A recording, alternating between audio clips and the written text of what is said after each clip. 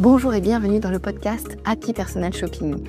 Je suis Maïté Despréaux, bulle de mode, mentor business spécialisée dans l'accompagnement des conseillères en images et personal shoppers débutantes. Forte de plus de 15 ans d'expérience comme personal shopper, j'ai le plaisir de vous guider pour vous lancer dans cette activité passion. Dans ce podcast, nous aborderons 4 grandes thématiques pour vous aider à démarrer et à exercer sereinement. Première, la stratégie et l'organisation. Des conseils pratiques pour développer votre activité tout en préservant du temps pour vous. Deuxième, l'état d'esprit entrepreneurial. Je vous donnerai les clés indispensables pour bâtir une entreprise solide et durable. Troisième thématique, le savoir-faire métier. Tout ce qu'il faut maîtriser pour asseoir votre expertise et devenir une véritable professionnelle. Et enfin, des inspirations, des idées en matière de business et de style pour nourrir votre créativité, enrichir vos connaissances et mieux accompagner vos clients. Si tout cela vous plaît, alors commençons tout de suite avec l'épisode du jour. Bonjour et bienvenue dans le podcast Happy Personal Shopping. Je suis ravie aujourd'hui de vous accueillir avec une invitée exceptionnelle, Safia Gourari, Herself. Safia Gourari, pour la petite blague, Herself, pourquoi ? Parce que son entreprise s'appelle Build Yourself. Et donc je suis tellement fière de pouvoir vous la présenter aujourd'hui. Safia Gourari, c'est une femme exceptionnelle. Elle a commencé en étant juriste, elle va vous le raconter dans la suite de cet épisode, mais aujourd'hui c'est devenu une entrepreneure à succès sur Internet et en particulier en utilisant le podcast. Vous savez à quel point j'aime le podcast, vous savez à quel point je trouve ce média intéressant et hyper riche. Je suis donc particulièrement contente de pouvoir accueillir Safia. Et puisque c'est le moment des confidences, j'aimerais vous confier que Safia Gourari va être notre prochaine experte du mois de février dans la communauté Constellation. Vous le savez maintenant, ou vous le découvrez peut-être, Constellation, c'est une communauté de conseillers en images, de personal shoppers, de stylistes personnels, bref, tous les métiers autour du vêtement et de l'accompagnement de la personne. Et ce réseau professionnel, c'est bien plus que ça. C'est vraiment une communauté, puisque l'objectif est vraiment de vous offrir une safe place, un endroit où vous vous sentez bien, où vous allez pouvoir poser vos difficultés, où vous allez pouvoir profiter de retours d'expérience des autres personnes qui sont dans la communauté. C'est vraiment un endroit où on échange, où on pose ses valises, on discute, on débat, et c'est un endroit où vous allez pouvoir retrouver des personnes qui ont les mêmes préoccupations que vous. Elles veulent développer leur activité de conseillère en images, elles veulent développer leur chiffre d'affaires, comme vous. Elles ont les mêmes difficultés que vous, et c'est ça qui vraiment fait le cœur de la communauté Constellation. Et en parallèle, bien entendu, il y a cet aspect formation qui pour moi est important de souligner. Mon grand-père avait tort quand il disait qu'il faut se former jusqu'à 35 ans. Je pense qu'il faut se former tout au long de sa vie, et c'est justement ça qui fait qu'on va rester au goût du jour à la page et qui fait qu'on va être encore plus professionnel. Si vous voulez donc rejoindre Constellation et profiter de tous ces avantages, le réseau, la communauté et bien entendu les masterclass d'expertes qui ont lieu chaque mois, et en particulier la masterclass d'experts qui aura lieu le mercredi 5 février à 14h avec Safia Gourari. Car oui, Safia Gourari est notre invitée du mois de février. Elle va nous parler évidemment de ce qu'elle connaît le mieux, c'est-à-dire le podcast. Si vous voulez assister en live à cette masterclass exceptionnelle, posez vos questions à une reine du podcast, alors c'est maintenant qu'il vous faut cliquer dans la description de cet épisode sur le lien qui vous emmènera vers Constellation. Et parce que c'est un événement exceptionnel, vous pourrez bénéficier aussi d'un tarif exceptionnel. Si vous nous rejoignez avant mercredi, avant la masterclass de Safia Gourari, vous pourrez bénéficier d'un tarif qui vous permettra d'économiser jusqu'à 63%. C'est une offre défiant tout, absolument tout, un prix vraiment ridicule par rapport au bien-être que vous allez pouvoir en retirer. Je vous invite à venir cliquer, à venir découvrir cette offre en détail. Pour l'heure, je vous laisse avec Safia qui va nous parler de son parcours, et vous allez le voir, elle va nous donner déjà quelques pépites très intéressantes sur sa manière de voir la création de contenu, et en particulier donc dans le podcast. Bonne écoute et à tout à l'heure. Bienvenue à vous, je suis trop contente de vous voir parmi nous.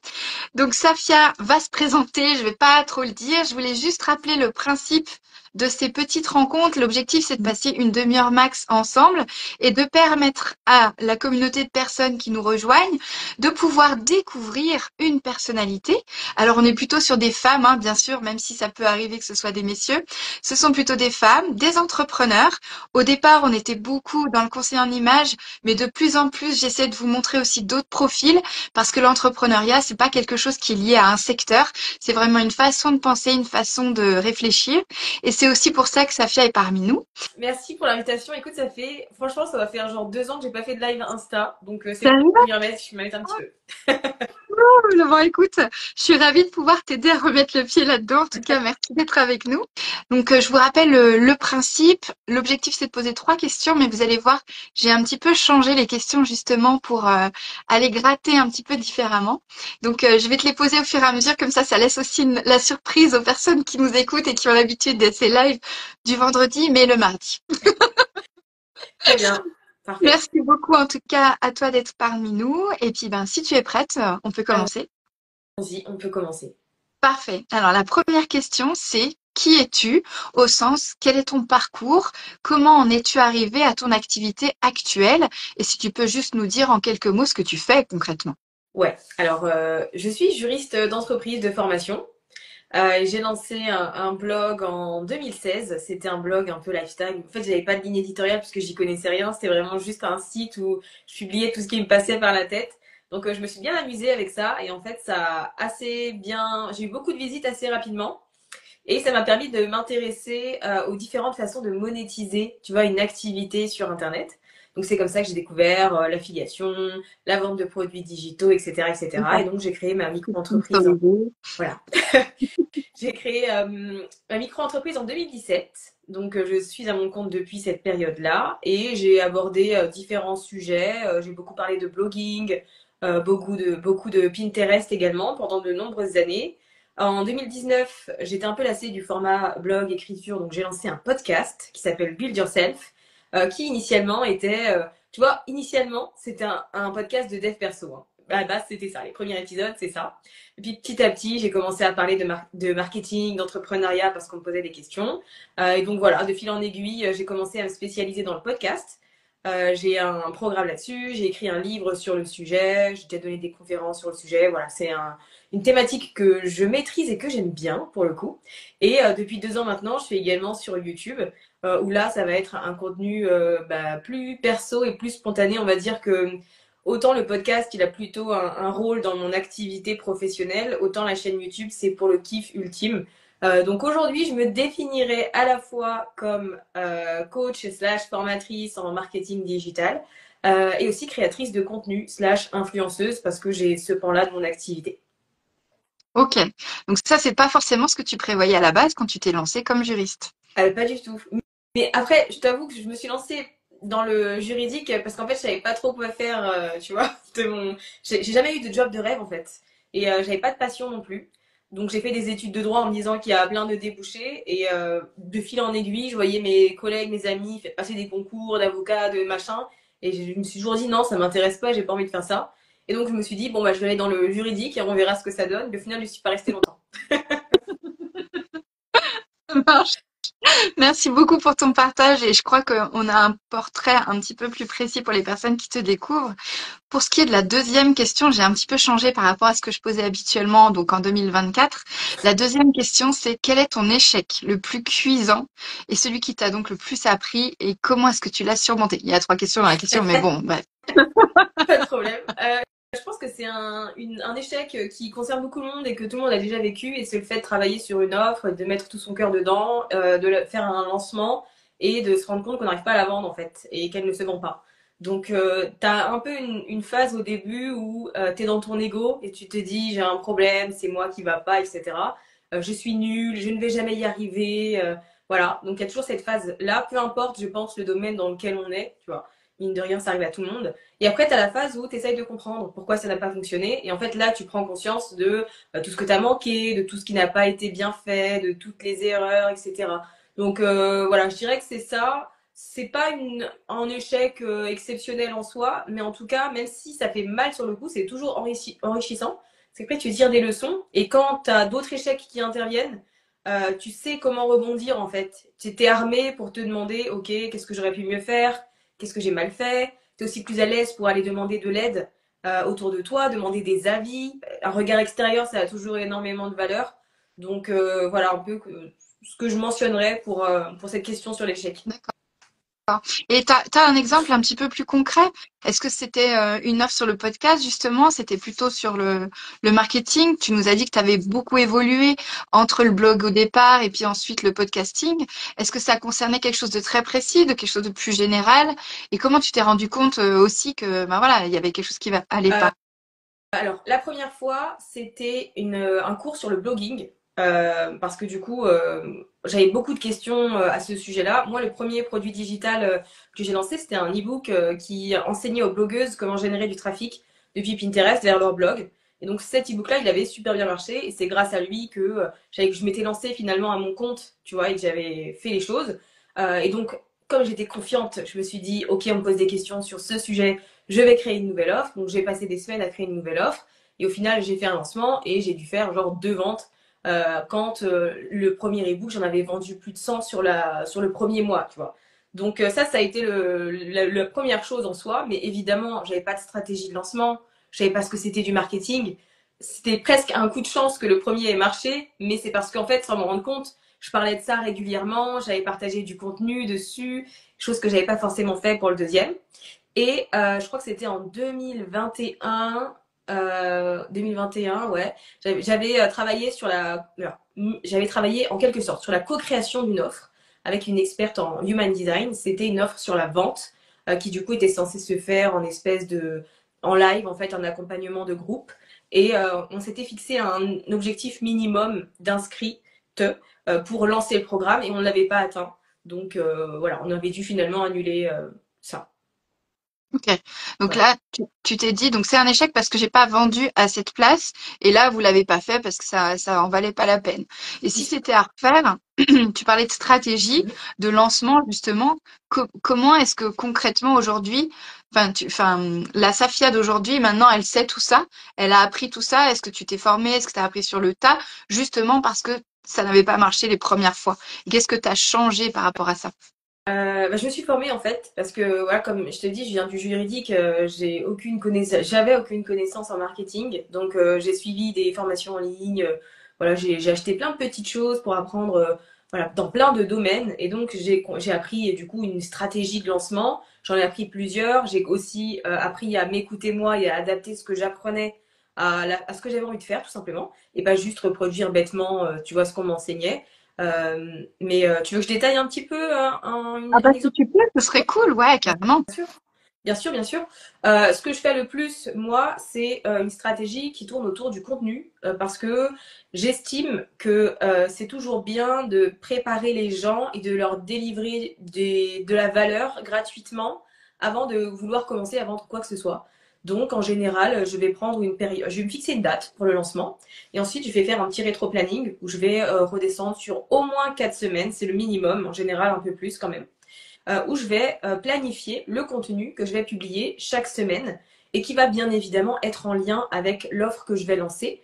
Et donc l'objectif étant de garder en tête que dans mon audience, les gens sont à différentes phases de leur cycle d'achat. Donc on a des gens qui sont dans la phase d'inconscience, donc c'est des gens qui n'arrivent pas à obtenir des résultats, mais qui ne savent pas encore que des solutions existent et qui ne savent même pas qu'ils ont un problème. Ils voient bien qu'il y a des choses qui ne fonctionnent pas, mais ils savent pas qu'il y a un souci. Donc ça, c'est les gens qui sont dans la phase de d'inconscience, pardon.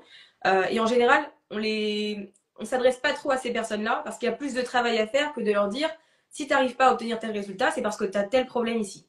Donc la deuxième étape, c'est la phase de conscience où là, la personne sait qu'elle a un problème et donc elle est à la recherche de solutions pour ça. Et donc moi, je commence à partir de là. Je commence à créer du contenu pour ces personnes-là. Donc les 5 erreurs que telle personne font sur telle thématique, pourquoi votre podcast n'est pas écouté, pourquoi vous n'arrivez pas à vendre votre offre, 5 façons de lancer son podcast pour son entreprise, tu vois, c'est un peu ce genre de contenu-là. Ensuite, il y a alors ça, c'est le plus gros contenu. Si je prends une échelle où je vais publier un contenu, on va dire, par semaine pendant 2 mois, 70% du contenu, il est pour ce profil-là, pour cette phase-là, on va dire, pour la phase de conscience.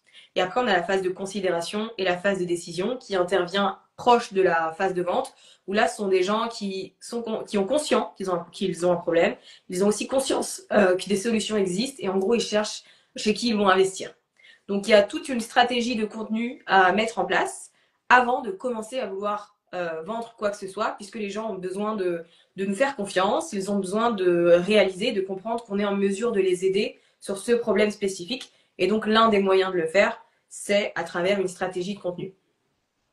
Ok, super intéressant ce que tu nous dis là. C'est quelque chose que tu as pu mettre en place du coup depuis combien de temps? Et enfin, au niveau des résultats, ça a tout de suite fonctionné ou tu as dû apprendre à mettre en place cette stratégie-là?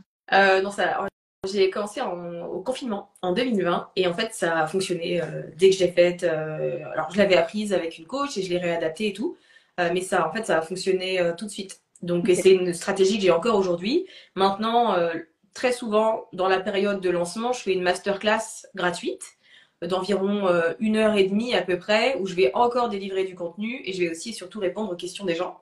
Et donc ça permet aux gens d'avoir un aperçu concret de ma pédagogie, de mon énergie, de ma personnalité, voir si ça match ou si au contraire, tu vois, ça leur convient pas du tout. Et donc ça contribue aussi à faire en sorte que les gens décident de travailler avec moi. Ok. Donc cette partie-là, finalement, le fait que ce soit orienté vers toi, c'est ce que tu appelais le fait de dire je décide d'investir à un moment donné vers quelqu'un plutôt que quelqu'un d'autre. Exactement, c'est le personal branding, c'est le fait qu'on va choisir de travailler avec moi plutôt qu'une autre personne qui vend un produit similaire ou en tout cas sur la même thématique. Parce qu'il y a des attaches avec moi, parce qu'on a les mêmes valeurs, parce que mon énergie plaît, ce genre de choses. En fait, je suis le facteur différenciant, si tu veux. C'est pas mon offre, c'est moi, pour le coup. Alors ça, tu vois, ça m'intéresse beaucoup par rapport aux personnes, les conseillers en images qui me suivent et qui potentiellement peuvent être abonnés à mes propres offres. C'est le fait de se dire, en fait, j'ai besoin de toujours inventer quelque chose de nouveau. Qu'est-ce que tu peux nous dire là-dessus par rapport à toi, ce que tu as pu faire et justement ce que tu viens de nous expliquer sur le personal branding? Inventer quelque chose de nouveau par rapport à sa marque, par rapport à sa présence sur Internet? Le fait, tu sais, parfois, moi je suis passée par là aussi, parfois on s'interdit de parler de certaines choses parce qu'on se dit, c'est partout pareil, tout le monde poste les mêmes choses, mon offre c'est la même chose, donc c'est pas la peine que je la sorte. Tant que j'ai pas le truc hyper original que personne n'a, je ne fais rien. Ouais, en fait, déjà, ce qu'il ne faut pas oublier, je pense, c'est que on vit à une époque où c'est difficile d'apporter quelque chose de nouveau. Je pense que tout a été dit partout, par tout le monde, donc c'est normal que qu'on dise la même chose que d'autres personnes, mais effectivement, la différence, elle va être là aujourd'hui, et je pense encore plus en 2025, avoir une marque personnelle forte et se mettre en avant dans son activité, c'est indispensable. Pour moi, en tout cas, c'est ce qui fait que les gens vont décider de travailler avec soi, et l'avantage c'est qu'on n'a pas besoin d'inventer. On n'a pas besoin de réfléchir à quelque chose de nouveau. Il faut juste faire l'effort à travers notre communication de mettre qui on est et surtout de s'autoriser à parler de certains sujets en dehors de notre activité mais qui comptent pour nous. C'est-à-dire que si je suis une personne qui a un compte sur le conseil en images, bien évidemment que je vais parler de conseil en images, mais je vais aussi montrer d'autres éléments qui font partie de ma vie. Donc par exemple ma passion pour la déco, le fait que je fasse que de la course tout le temps et que je prépare un marathon, ce genre de choses. En fait, il ne faut pas avoir peur de parler un peu de soi et de mettre en quelque sorte une casquette d'influenceur, même si l'objectif n'est pas le même. L'idée, c'est aussi de se dire, ça contribue à ce que je me démarque naturellement du reste. Et en fait, c'est un facteur différenciant qui n'a pas de concurrence. Parce qu'en soi, soit on t'apprécie, soit on t'apprécie pas. Si on t'apprécie pas, c'est pas grave parce qu'il y a plein d'autres gens qui font la même chose, donc ils pourront aller voir ailleurs. Mais moi, ce que je dis tout le temps, c'est que si tu rentres dans les cases et que tu essayes de faire comme tout le monde, t'es de la vanille. Donc c'est bien, mais c'est basique. Genre, il se passe rien, quoi. Nous, ce qu'on veut, c'est être de la menthe au chocolat. Tu vois, on veut un peu plus de peps, voilà, on veut quelque chose d'un peu plus, voilà, d'un peu plus percutant. Et donc, pour ça, faut oser être soi-même et arrêter de vouloir mettre un masque parce qu'on a peur de dévoiler un peu qui on est, ou parce qu'on a peur d'être critiqué, ce genre de choses. Ça fait partie d'Internet. Les gens qui nous embêtent, on les bloque et on passe à autre chose. Voilà. En soi, il n'y a pas de problème. Mais je pense que notre meilleur facteur différenciant, c'est pas d'aller chercher une idée innovante. C'est vraiment de se dire, je m'autorise à dévoiler qui je suis dans mon contenu et dans mon entreprise de manière générale. Et je partage mes idées. J'ai pas peur de, voilà, partager que je suis pas d'accord avec telle règle ou tu vois, ce genre de choses. Je prends l'exemple de Christina Cordula. Voilà, elle a dit telle chose dans telle émission. J'aime bien Christina, sa personnalité, mais ses conseils, moi, je trouve c'est horrible. Bref. Donc, eh ben voilà, je peux être une conseillère en image qui dit Christina a dit ça, je suis pas d'accord pour X, Y raison, tu vois. Et c'est aussi une façon de s'affirmer en soi et de faire un peu la différence. Tellement d'accord avec toi et j'adore ton idée de la vanille parce qu'effectivement, qui n'aime pas la vanille? En fait, c'est tellement neutre que voilà.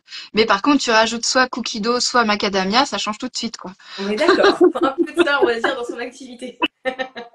Soyons des glaces! Ah, j'adore ta façon de voir les choses sur cette histoire de vanille. Bon, je sais pas si les personnes qui nous suivent ont des questions. En tout cas, moi, j'en ai une dernière pour toi, si tu veux bien, Safia. Aujourd'hui, quand tu regardes ton quotidien d'entrepreneur, est-ce qu'il y a un outil dont tu ne pourrais plus te passer? Alors c'est technique, mais je dirais, alors j'allais dire ConvertKit, mais maintenant ça a été rebrandé, ça s'appelle Kit. C'est une plateforme d'emailing, donc qui nous permet d'envoyer des emails à un grand nombre de personnes en quelques minutes. Et en fait, pour moi, ça a plusieurs pans d'importance, on va dire, dans le sens où j'adore le format d'écriture un peu privé comme ça, où c'est juste les gens. En fait, si tu es abonné à mes emails, à ma newsletter, c'est que tu as de l'intérêt pour ce que je raconte. Et donc, j'aime bien écrire à ce groupe de personnes-là, partager un peu des choses inédites, apporter de la valeur. Donc, il y a ce côté-là. Il y a aussi l'aspect qu'on est dans du digital, où nos comptes ne nous appartiennent pas, peu importe la plateforme. Demain, Instagram peut décider de supprimer mon compte et j'aurai rien à dire. Alors qu'avec la base mail, en fait, c'est à moi. Donc, demain, je peux prendre tous mes abonnés et partir. Donc, pour ça, c'est super. Et aussi parce qu'en termes de conversion, moi en tout cas, en termes de vente, les ventes, je les fais à travers ma newsletter. Donc, s'il y avait un outil qui serait vraiment indispensable pour moi et dont je pourrais pas me passer, pardon, c'est ConvertKit. Et aussi cette plateforme-là en particulier, parce qu'elle est assez poussée en matière d'automatisation par rapport à d'autres.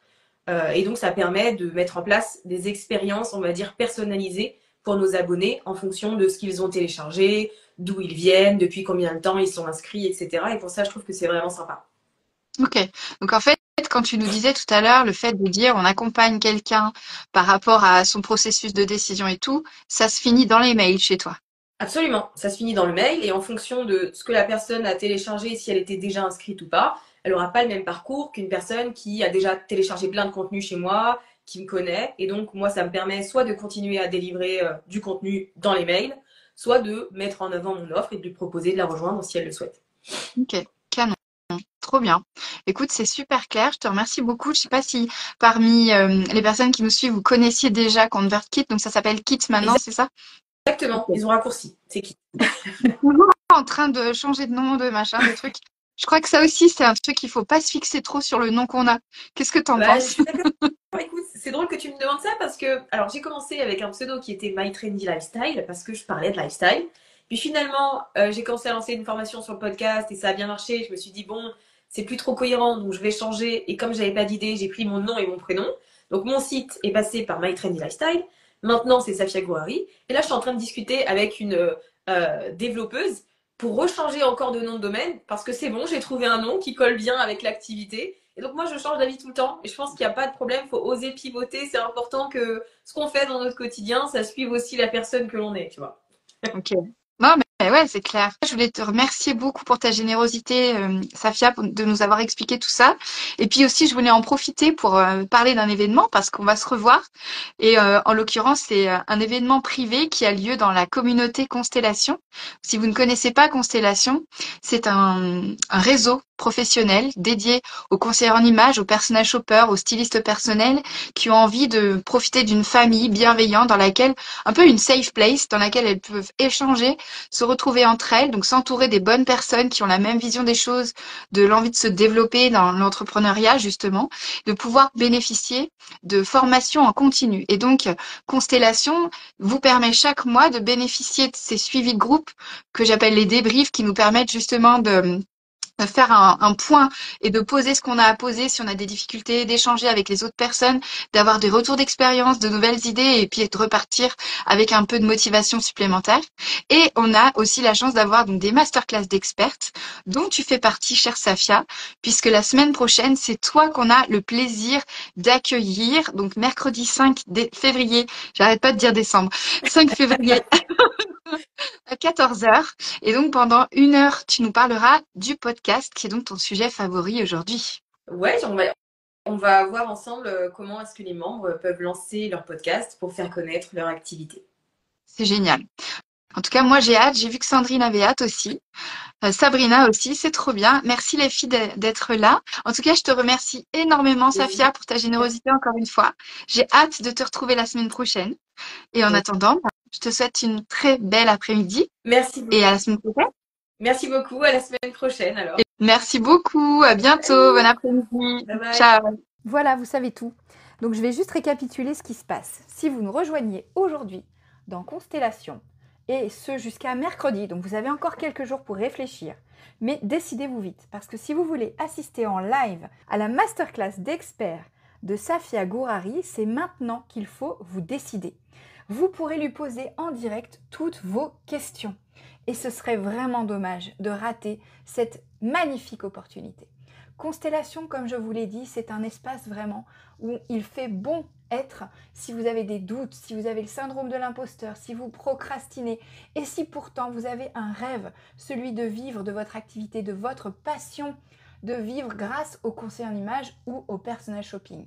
Si vous faites partie de ces femmes qui ont envie d'aider d'autres personnes, femmes, hommes, enfants, ados, qui vous voulez, à être bien, à se sentir bien dans leurs vêtements, dans leurs baskets, alors il faut nous rejoindre. C'est un réseau absolument unique en France. En le rejoignant dès maintenant, vous faites partie des premières à le soutenir, à le développer et vous serez aussi parmi les pionnières à payer un tarif ridicule parce que je vous le garantis, j'ai encore énormément de projets pour ce réseau Constellation et donc c'est maintenant qu'il faut prendre votre place et embarquer. Ce serait trop dommage pour vous d'arriver dans 6 mois, dans 1 an, de laisser passer tout ce temps déjà pour votre projet. C'est pas du tout raisonnable de laisser passer autant de temps. C'est maintenant qu'il faut le rejoindre. Vous avez envie de vous lancer dans le conseil en images, vous ne savez pas comment faire, vous avez peur d'y aller, alors c'est exactement de Constellation dont vous avez besoin. Encore ce matin, je discutais avec les personnes qui sont dans le groupe et qui me disaient « mais on se sent trop bien, vraiment c'est comme une famille choisie, heureusement qu'on est là parce que ça ne nous permet de pas nous disperser, etc. » Donc vraiment, si vous aussi, vous voulez faire partie de la crème des conseillères en images et personal shoppers qui soignent leur activité, qui investissent en elles pour pouvoir développer sereinement leur entreprise, qui ont envie de progresser chaque mois à leur rythme, dans une bienveillance totale. Tout à l'heure, Sandrine me confiait qu'elle trouvait ça tellement déculpabilisant de faire partie du groupe.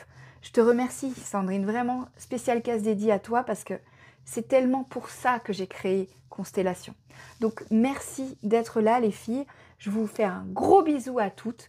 Et à toutes celles qui veulent bénéficier elles aussi de cette ambiance, venez nous rejoindre. Encore une fois, comme je vous le disais, c'est un tarif exceptionnel que j'ouvre en ce moment à l'heure où j'enregistre cet épisode de podcast et qui prendra fin mercredi 5 février au moment où nous allons recevoir Safia. Donc c'est le moment d'y aller, allez-y, vous n'avez rien à perdre, tout à gagner. Tout à gagner pour développer votre activité et vivre sereinement de votre passion. Parce que c'est en faisant ce premier pas, cette première marche, que vous allez donner une chance à votre projet. Pas en restant assise dans votre canapé à rien faire, mais en venant, en signant avec Constellation. Pour 1 mois, pour 3 mois, pour 12 mois, c'est vous qui voyez. Mais en tout cas, c'est ce qui va vous permettre de changer et qui va vous permettre d'avancer dans votre projet. Même si vous avancez comme un escargot, vous avancez quand même. Et si vous avez vu cette vidéo sur Instagram qui me fait hurler de rire, ils ont reconstitué la course du lièvre et de la tortue. Et la tortue, elle avance tranquillement à son rythme, mais elle avance, elle arrive à la fin. Le lièvre, il est là en mode « vas-y, je broute, tiens, qu'est-ce qu'il y a ici? Je regarde un peu et tout. Et évidemment, il se fait dépasser. Donc si vous aussi, vous voulez être la tortue, si vous aussi, vous avez envie d'avancer à votre rythme, et j'insiste là-dessus, alors c'est vraiment le moment de rejoindre Constellation. Voilà, cet épisode est maintenant terminé. J'espère qu'il vous a plu. Je vous remercie encore une fois pour votre fidélité. À l'heure où j'enregistre cet épisode, on a dépassé les 1000 écoutes. Je suis tellement fière, tellement heureuse. Merci pour ça. Vraiment, je suis tellement reconnaissante. Pensez à venir me dire ce que vous pensez du podcast, à commenter et bien entendu, si vous voulez, à mettre 5 étoiles.